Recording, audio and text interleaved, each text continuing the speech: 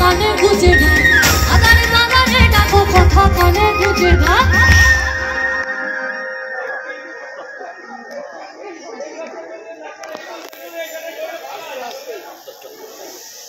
যার জন্য আমার লোকসঙ্গীত গাওয়া, তাকে কথা দিয়েছিলাম জীবনে যাই করিনি, যা কিছু হয়ে যাক, পৃথিবী ভাগ হয়ে গেল, আমি তোমার মাটির গান ছেড়ে কোথাও যাব না।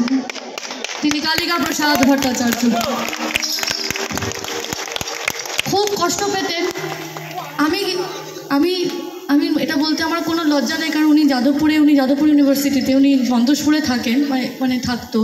যাই হোক, কিন্তু উনি খুব দুঃখ পেতেন। আমি প্রচুর হিন্দি গান গাইতাম, আমি সারাক্ষণ শুধু হিন্দি গান গেয়ে যেতাম। আর আমাকে বলতো, কতবার গাইলি রে এই চিকনি চাবিলি গানটা, কতবার গাইলি? জানো 100 বার হয়ে গেছে। আর নিজের গানটা কতবার গাইলি? আমি চুপ করে যেতাম। বলতো যে তুইও যদি এরকম করিস তাহলে আমার মাটির গানটা আর কী হবে। জোর করেনি কিন্তু কোনোদিন, শুধু অনুরোধ করেছে। আমি কথা দিয়েছিলাম ওনাকে, তিনি আমার প্রাণের আরাম, মনের আনন্দ, আমার আত্মার শান্তি। আদারে বাদারে ডাকো কথা কানে কোচে না, রটে যা তার কিছু কিছু ঘটে, রটে যা তার কিছু কিছু ঘটে। ও